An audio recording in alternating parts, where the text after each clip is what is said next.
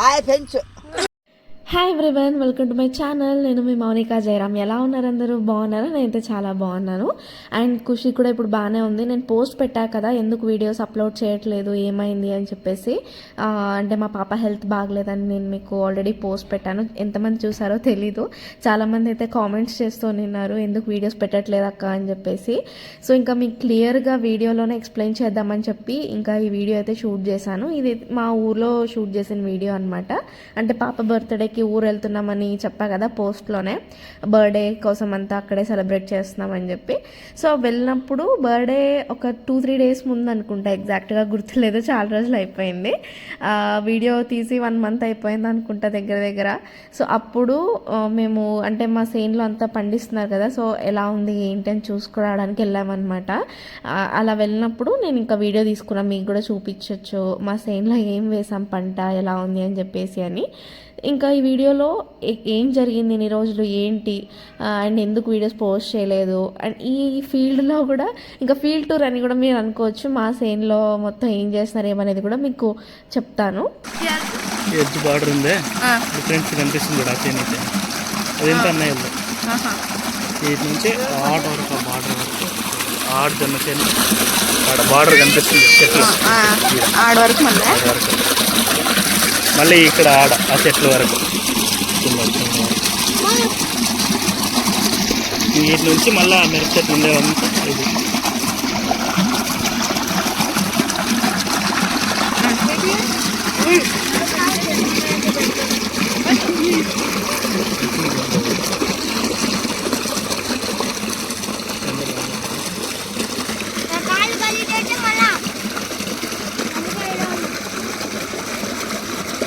ఇది ఎందుకు పెట్టినారేడా? Water store చేసుకునేది, మందు కొట్టినప్పుడు దీనికి వాటర్ ఏమో మరే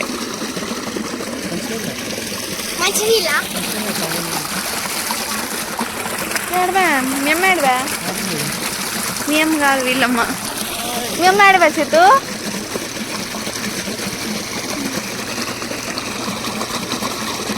సో విన్నారు కదా, జై చెప్పాడు మా సైన్ ఎక్కడి నుంచి ఎక్కడి వరకు ఉంది అని చెప్పేసి. మీకు క్లియర్గా అర్థమైంది అనుకుంటున్నాను.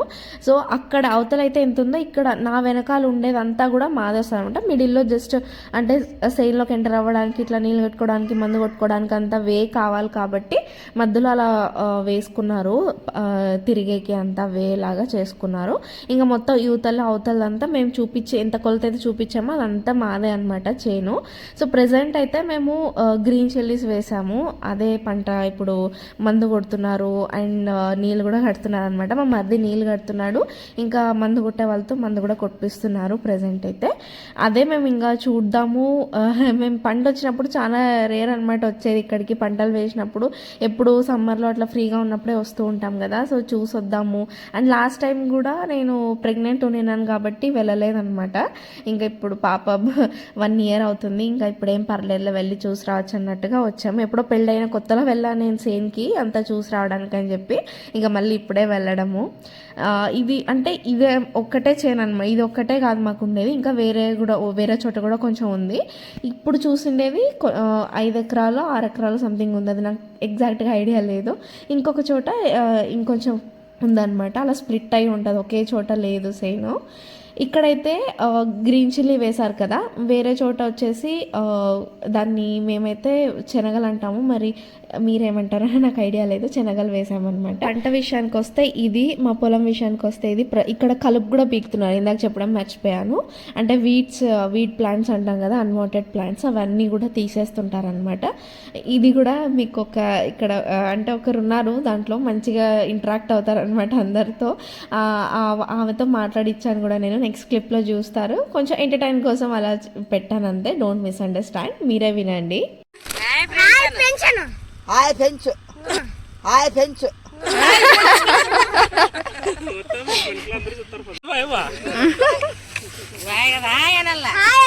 ఏం చేస్తున్నావు, నీకు ఏం కావాలంటే అది అడిగి చెప్పవా, ఏం చెప్తావు? ఏం చేస్తున్నావా? కలుపు తీస్తున్నావా? ఎట్లా తీసేది? దాంతో తీసావు, తీ మరి చూసాం.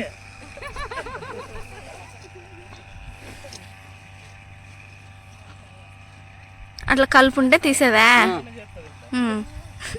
కంచిలోకి వేసుకునే అల్లం అంతా.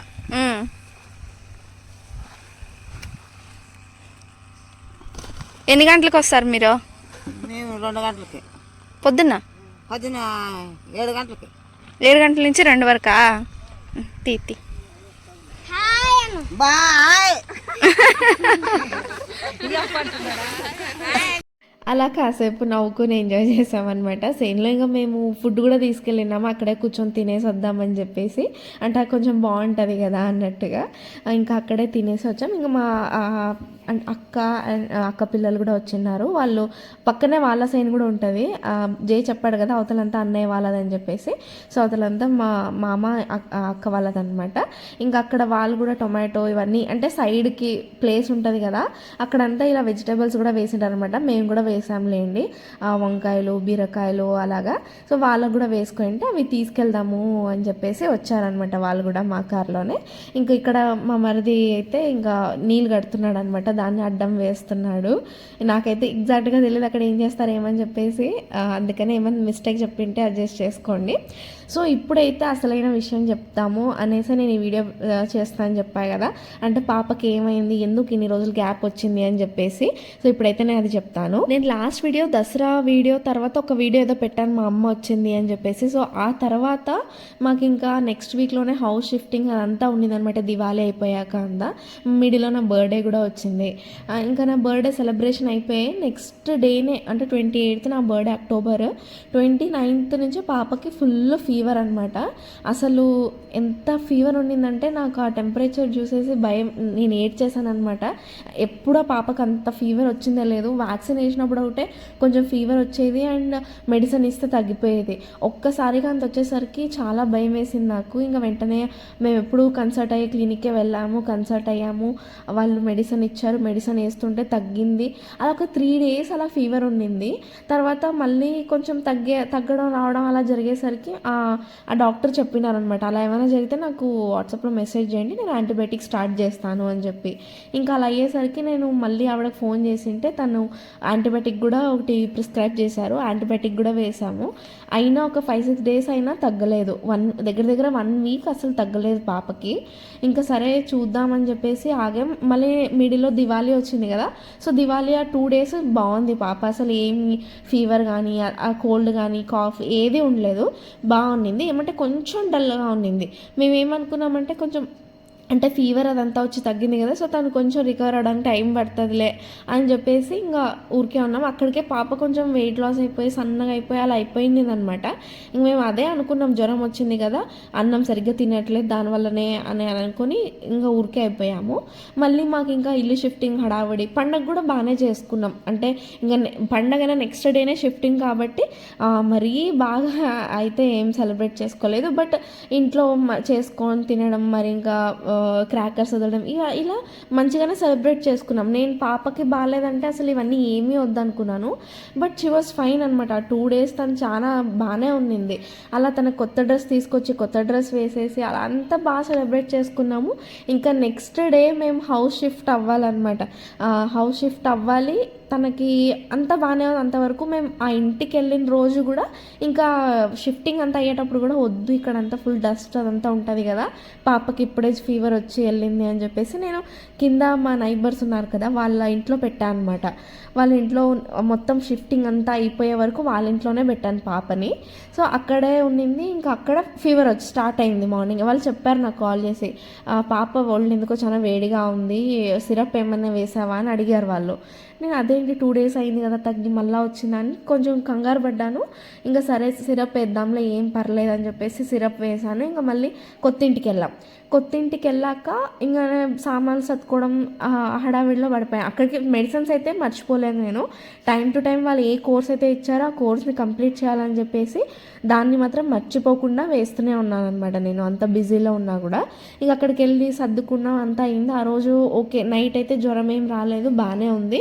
అండ్ నెక్స్ట్ డే మేము మొత్తం 2 days పట్టింది నాకు మొత్తం సర్దుకోవడానికి. ఎందుకంటే అక్కడి నుంచి షిఫ్టింగే నాకు 5 o'clock అట్లా అయిందనమాట, ఆ ఇంటి నుంచి ఇంటికి సామాన్లన్నీ తీసుకురావడానికి. ఇంకా నాకు మళ్ళీ సర్దుకోవడానికి అంతా నెక్స్ట్ డే నైట్ వరకు పట్టింది నాకు. ఇంకా నైట్ అంతా సద్దనం అయిపోయింది, వాష్రూమ్స్ అన్నీ కడిగేసి ఎక్కడక్కడ పెట్టేసి ఇల్లంతా కడుక్కొని మొత్తం అంతా క్లీనింగ్ అంతా అయిపోయింది. ఇంకా అయిపోయి మేము అందరు ఫుల్ ఫ్రెష్ అప్ అయిపోయి పాప కూడా ఫ్రెష్ అప్ చేయించేసి ఇంకా ఓకే ఇప్పుడంతా అయింది, సెట్ అయ్యాము అని చెప్పి రిలాక్స్ అవుతున్నాము. తనకి 10:30 ఆ మధ్యలో ఫీవర్ స్టార్ట్ అయింది, మళ్ళీ ఫుల్గా ఫీవర్ అన్నట్టు. అసలు ఎంత యాక్టివ్గా ఉన్నిందో పాప అప్పటి వరకు ఫుల్గా డల్ అయిపోయింది ఉన్నట్టుండి, ఫుల్ ఫీవర్ అలాగ అయిపోయింది అనమాట. నేనేమనుకున్నా అంటే షిఫ్టింగ్ అంతా అయింది కదా, దుమ్ము అంతా డస్ట్ అంతా ఉంటుంది, మళ్ళీ ఎందుకులే అని చెప్పేసి పాపకి తలస్నానం చేయించాను. దానివల్ల ఏమన్నా ఫీవర్ అట్లా వచ్చిందేమో అనుకొని ఓకే చూద్దాం కాసేపు అని చెప్పేసి అలానే ఉంచుకున్నాను. కానీ మళ్ళీ 11:30 ఆ టైంలో ఫుల్ హై టెంపరేచర్ అయిపోయింది. ఇంకా ఇది ఇలా కాదు, వెళ్దాం డాక్టర్ దగ్గరికి అని చెప్పేసి ఇంకా రెయిన్బో హాస్పిటల్కి వెళ్ళాము. బెంగళూరులో ఉండే వాళ్ళకైతే ఐడియా ఉంటుంది రెయిన్బో, అక్కడ చాలా కాస్ట్లీ అనమాట హాస్పిటల్ మాత్రం. కానీ ఇంకా ఆ టైంలో అక్కడ మాత్రమే పీడియాట్రిషియన్స్ అవైలబుల్ ఉంటారు. ఇంకా ఏ హాస్పిటల్లోనూ పీడియాట్రిషియన్స్ ఉండరు, లైక్ డ్యూటీ డాక్టర్స్ మాత్రమే ఉంటారనమాట. కానీ నాకు ఎందుకో వద్దు, పీడియాట్రిషియన్నే కన్సల్ట్ అవ్వాలని ఉండింది. ఎందుకంటే ఆల్రెడీ 1 వీక్ నుంచి ఫీవర్ అదంతా ఉంది కాబట్టి బెటర్ పీడియాట్రిషియన్నే కన్సల్ట్ అవుదాము, డ్యూటీ డాక్టర్లు అంతా వద్దు అని అనుకున్నా. అందుకని చెప్పి ఇంకా రెయిన్బోకే కాల్ చేసి అపాయింట్మెంట్ తీసుకొని వెళ్ళాము. వెళ్ళాక వాళ్ళు ఏమన్నారు, ఏం అవసరం లేదు, యాంటీబయాటిక్ కూడా అవసరం లేదు అని చెప్పేసి ఒకటి సపోజిటరీ ఇస్తారు పిల్లలకి. ఆ సపోజిటరీ ఇచ్చాక 6 అవర్స్ వరకు పాపకి ఫీవర్ రాకూడదు అనమాట. అలా వచ్చింది అంటే అది నార్మల్ ఫీవర్ కాదు, ఏదో ఒకటి ఇన్ఫెక్షన్ ఉంటుంది అని అర్థం అంట. సో ఆ సపోజిటరీ ఇచ్చాకైతే వితిన్ 15-20 మినిట్స్లో మొత్తం టెంపరేచర్ తగ్గిపోయింది. పాప యాక్టివ్ అయింది మళ్ళీ. ఇంకా ఇంటికి వచ్చేసరికి 1:30 సంథింగ్ అయింది. ఇంకా 2 o'clock ఆ టైం అయింది మేము పడుకునేసరికి ఇంటికి వచ్చి. మళ్ళీ మార్నింగ్ 4:30కే ఫీవర్ అనమాట. ఇంకా 12 o'clock వాళ్ళు కరెక్ట్గా సపోజిటరీ ఇచ్చారు. అది 6 hours లోపే రాకూడదు, కానీ 4:30కే మళ్ళీ స్టార్ట్ అయింది. నేను మామూలుగా నైట్ లేచినప్పుడల్లా తనని చూస్తూనే ఉంటాను, టెంపరేచర్ చూస్తూనే ఉంటాను నేను. ఇంకా అలా చూసినప్పుడు 103 ఉండిందనమాట ఫీవర్. ఇంక ఇది కాదు, మార్నింగ్ ఇంకా వెళ్ళాల్సిందే హాస్పిటల్కి అని చెప్పేసి మళ్ళీ మార్నింగే నాకు డెలివరీ అయిన హాస్పిటల్కి వెళ్ళాం మేము, జయశ్రీ హాస్పిటల్ అని చెప్పేసి. సో అక్కడికి వెళ్ళినప్పుడు ఇంకా ఇలా ఉంది కదా, సరే బ్లడ్ చెకప్ చేద్దామని చెప్పేసి వాళ్ళు మొత్తం చెక్ చేసినప్పుడు తనకి బ్యాక్టీరియల్ ఇన్ఫెక్షన్ అయిందని చెప్పారు. బ్యాక్టీరియల్ ఇన్ఫెక్షన్ అది కూడా కొంచెం కాదు, సిఆర్పి అని ఉంటుంది. అది యాక్చువల్గా పిల్లలకి 10 బిలో ఉండాలన్నమాట. కానీ మా పాపకైతే ఒకేసారి 64 ఉండింది ఆ రోజు. ఇంకా అడ్మిట్ చేయాల్సిందే, మొత్తం యాంటీబయాటిక్ IV పెట్టాల్సిందే అని చెప్పేసి ఇంకా క్యానులా అంతా పెట్టి పాపనైతే అడ్మిట్ చేసుకున్నారు. ఇంకా ఆ రోజు కళ్ళు మూసుకొని నిద్రపోయిన పాప నెక్స్ట్ రోజు నైట్ వరకు అసలు కళ్ళు ఓపెన్ చేయలేదు, కనీసం పాలు కూడా తాగలేదన్నమాట పాప. అది ఏదైతే సలైన్ పెట్టారో అది ఒక్కటే అసలు అలా అయిపోయింది. ఇంక మాకైతే చేతులు కాళ్ళు ఆడలేదు. ఇంకా ఆ రోజు నైట్ అత్తమ్మ వచ్చేసింది అనమాట. అంటే నేను హాస్పిటల్లోనే ఉండాలి ఇంకా 24/7. ఇంక మళ్ళీ ఇంట్లో మనకు ఫుడ్ అంతా కావాలి కదా, అవుట్ సైడ్ ఫుడ్ ఎందుకు మళ్ళీ అంటే పాప తింటుందేమో అని ఎక్స్పెక్ట్ చేసాం మేము. కానీ తను అసలు నిద్రపోయింది, పాప నిద్రపోయినట్టే ఉంది 24 hours. ఇంకా తనకు సలైనే పెడుతున్నారు, కనీసం పాలు కూడా తాగట్లేదు. కాబట్టి ఇంక మా అత్తమ్మ వచ్చింది, మాకొకటే ఫుడ్ చేసుకొని వస్తుంది, మేము తిన్నాము, అక్కడ ఉన్నామంటే ఉన్నామన్నట్టు తిన్నామన్నమాట. అలా ఉంది మా పరిస్థితి. ఇంకా వాళ్ళు ఎప్పటికప్పుడే టెంపరేచర్ చెక్ చేస్తూనే ఉన్నారు. చేసిన ప్రతిసారి టెంపరేచర్ 100, 101, 100, 101 ఇంతే ఉంది. ఇంకా కొన్నిసార్లు అయితే 102, 103 కూడా వెళ్ళిపోయేదన్నమాట. మాకు అది అసలు ఏంటి తగ్గట్లేదు అని చెప్పేసి చాలా భయపడ్డాము. కానీ ఆ యాంటీబయాటిక్ స్టార్ట్ చేశాక వాళ్ళు 24 hours అది టైం పడుతుందంట తగ్గడానికి. సో మేము వెయిట్ చేసాం 24 hours తర్వాత తగ్గుతుందేమో అని చెప్పేసి. కానీ మళ్ళీ 24 hours తర్వాత వాళ్ళు మళ్ళీ బ్లడ్ చెకప్ చేసినప్పుడు CRP 71 వచ్చింది. ఇది అయ్యేలా లేదు, ప్లేట్లెట్ కౌంట్ మెయిన్గా తగ్గిపోయిందనమాట. పిల్లలకి 4.5 to 7 కాదు 6 lakhs సంథింగ్ ఉండాలి యాక్చువల్గా పిల్లలకి. కానీ మా పాపకేమో ఎంత 70,000 ఎంతో పడిపోయింది ప్లేట్లెట్ కౌంట్. ఇంకా వాళ్ళు ఏమన్నారు, బెటర్ అంటే అక్కడ PICU లేదనమాట. సో PICU ఉండే హాస్పిటల్కి వెళ్తే బెటర్, ఏమైనా ఎమర్జెన్సీ ఉంటే వాళ్ళు అక్కడే PICU ఉంటుంది కాబట్టి బెటర్ మీరు వేరే హాస్పిటల్కి వెళ్ళండి అని చెప్పారు. ఇంకా రెయిన్బో తప్పితే మాకు వేరే ఆప్షన్ లేదు. వాళ్ళు కొన్ని ఆప్షన్స్ ఇచ్చారు, ఓవమ్ అని అది ఇది అని చెప్పి, కానీ మాకు రెయిన్బో ఆల్రెడీ వెళ్ళొచ్చాము. అండ్ అది చాలా మంచి హాస్పిటల్ కూడా, చిల్డ్రన్ స్పెషలిస్ట్ హాస్పిటల్ అది. ఇంకా అందుకని చెప్పి రెయిన్బోకే వెళ్దాం, రిస్క్ వద్దు అని చెప్పేసి అప్పటికప్పుడే రెయిన్బోకి షిఫ్ట్ అయ్యాం. వాళ్ళు పిఐసిఏం అవసరం లేదు, వీళ్ళు గివ్ ట్రీట్మెంట్ అని చెప్పేసి నార్మల్ వార్డ్లోనే అడ్మిట్ చేసుకున్నారు, మొత్తం ట్రీట్మెంట్ చేస్తున్నారు. అక్కడ కొంచెం షీ ఫెల్ట్ బెటర్ అనమాట. అండ్ ప్లేట్లెట్ కౌంట్ కూడా ఇంక్రీజ్ అవుతూ వచ్చింది. ఆ రోజు వాళ్ళు చెక్ చేసినప్పుడు 90,000 వచ్చింది. మళ్ళీ నెక్స్ట్ డేకి 1.5, 2 అలా ఇంక్రీజ్ అవుతూ వచ్చింది. కానీ ఇన్ఫెక్షన్ తగ్గుతుండలేదు. వాళ్ళకి అది ఇన్ఫెక్షన్ ఏంది అంటే ఎక్కడి నుంచి ఇన్ఫెక్షన్ వస్తుంది అనేది కూడా తెలియలేదన్నమాట. అది తనకి ఏ బాడీలో ఇన్ఫెక్ట్ అయ్యి, ఏ పార్ట్లో బాడీలో ఏదైనా ఒక పార్ట్ నుంచి ఇన్ఫెక్షన్ అయితే మాత్రమే అలా సిఆర్పి హై వస్తుందంట. సో అది ఏ పార్ట్ నుంచి వస్తుంది అనేది అస్సలు తెలియలేదు. దానివల్ల అసలు పాపకి ఎన్ని చెకప్స్ చేశారంటే, బ్లడ్ చెకప్ ఏమేమి ఉంటాయో మొత్తం అన్ని టెస్టులు చేశారు. బ్రెయిన్కి సంబంధించి, హార్ట్కి సంబంధించి అన్నీ నార్మల్ వస్తున్నాయి, కానీ ఇన్ఫెక్షన్ తగ్గట్లేదు. అందుకే వాళ్ళు ఏమన్నారంటే ఓకే అది ఏది అని చెప్పి అయితే తేలలేదు, కానీ మేము యాంటీబయాటిక్స్ అయితే ఇస్తున్నాము, పాప రెస్పాండ్ అవుతుంది యాంటీబయాటిక్కి, కొంచెం బెటర్ కదా ఇప్పుడు యాక్టివ్ అవుతుంది అని చెప్పేసి వాళ్ళు ఇంకా అదే యాంటీబయాటిక్ కంటిన్యూ చేశారు. తర్వాత సిఆర్పి 30కి వచ్చింది. 30కి వస్తే ఇంకా సరే డిశ్చార్జ్ అవ్వండి మీరు, వచ్చే ఇప్పటికే 4 days అవుతుంది కదా అని చెప్పారు. ఇంకా నేను కూర్చున్నది చూస్తున్నారు కదా, ఒక క్లిప్ చూసే ఉంటారు కదా బిఫోర్, నేను ఎలా అయితే కూర్చున్నానో అలానే కూర్చోవాల్సి వచ్చిందనమాట. కింద వేస్తుంటే పాప బోర్లా పడిపోయి ఆ చేతిని పీకేసుకోవడం, అలా ఏడ్చేది, అలా అంతా చేస్తుంది. అందుకని చెప్పి మీద వేసుకొని ఎలా అయితే కూర్చున్నానో అలానే కూర్చున్నాను నేను 3 days. ఆ జయశ్రీ హాస్పిటల్ అని చెప్పే కదా, అక్కడ ఉన్నన్ని రోజులు నేను అలానే కూర్చున్నాను. ఇంకా నాకు బ్యాక్ పెయిన్ వస్తుంటే అలా కూర్చున్నాగానే ఇలా పడుకున్నా అనమాట కాసేపు. అలాంటి పరిస్థితి అక్కడ హాస్పిటల్లో అయితే నాది. కానీ నాకు ఏ పెయిన్ కనిపించలేదు. ఆ పాపకి బాగా అయితే చాలా అన్న ఒకే కన్సర్నే ఉందనమాట మైండ్లో మొత్తం. నాకు పెయిన్స్ అసలు ఏది గుర్తులేదు, నాకు అక్కడ ఏం జరుగుతుందో కూడా తెలియదు. నాకు పాపకి మంచిగా అయితే చాలు. అన్నం కూడా వెళ్ళట్లేదు, లిటరలీ నాకు అన్నం కూడా తినబుద్ధి అవుతుండలేదు. కానీ పాప కనీసం ఫీడింగ్ తీసుకుంటుందేమో అన్న హోప్స్తో నేను ఫుడ్ తీసుకోవాలన్నట్టుగా ఫుడ్ తీసుకునేదాన్ని, ఇంకా పాపని చూసుకోవాలి కదా అన్నట్టుగా. అలా ఉన్నింది సిచ్యువేషన్ అయితే, చాలా వర్స్ట్గా ఉన్నింది. సో డిశ్చార్జ్ అయ్యాక ఏం జరిగింది, పాప ఎలా రికవరీ అయింది అనేది మీకు నెక్స్ట్ వీడియోలో చెప్తాను. హాస్పిటల్లో 1 week అడ్మిట్ అయ్యాం మేము యాక్చువల్గా. మొత్తం అక్కడ 3 days, ఇక్కడ 4 days అలాగా. ఆ 1 week గ్యాప్లో పాపకి 2 పళ్ళు అయితే వచ్చాయన్నమాట క్యూట్గా. ఇప్పుడైతే పైన 2 పళ్ళు కూడా స్టార్ట్ అయినాయి, దానివల్ల మోషన్స్ అన్నీ కూడా అవుతున్నాయి ప్రెజెంట్. పర్లేదు అంటే పాప యాక్టివ్గానే ఉంది, అది పళ్ళ వల్లనే అని తెలిసిందనమాట. అందుకనే కొంచెం కూల్గానే ఉన్నాము. ఇప్పుడైతే తను ఫైన్, తను బాగానే ఉంది. ఇంక ఇదంతా ఈ వీడియో అంతా వచ్చేసి ఊర్లోనే తీసుకుందనమాట. చాలా హ్యాపీగా యాక్టివ్గా ఆడుకుంటూ ఉంది. సో అవన్నీ కూడా నేను క్లిప్స్ తీసినవన్నీ దీంట్లోనే యాడ్ చేసి మీకు చూపిస్తూ ఉన్నాను, ఎందుకంటే వ్లాగ్ ఏం షూట్ చేయలేదు అక్కడ. సో నెక్స్ట్ వీడియోలో అయితే ఇంకా క్లియర్గా డిశ్చార్జ్ రికవరీ, మేము ఇంకొక మెయిన్ అప్డేట్ చెప్పాలి నేను. మేము ఇప్పుడు ప్రజెంట్ అయితే బెంగళూరులో లేము, అండ్ ఇంకా వెళ్ళాం కూడా బెంగళూరుకి. అండ్ మరి ఎక్కడున్నాము ఏంటి అనేది మీకు నెక్స్ట్ వీడియోలో అప్డేట్స్ అంతా కూడా ఇస్తాను, ఇంకా ఈ వీడియో లెంత్ అయిపోతుందని చెప్పేసి. సో నెక్స్ట్ వీడియోతో మళ్ళీ కలుద్దాం. Until then stay tuned and thank you for watching. Bye bye.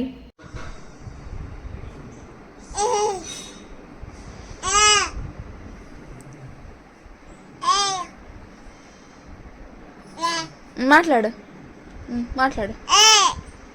Hello hello మామా, మాట్లాడు. ఎక్కడున్నావు మామా? తిన్నావా మామా?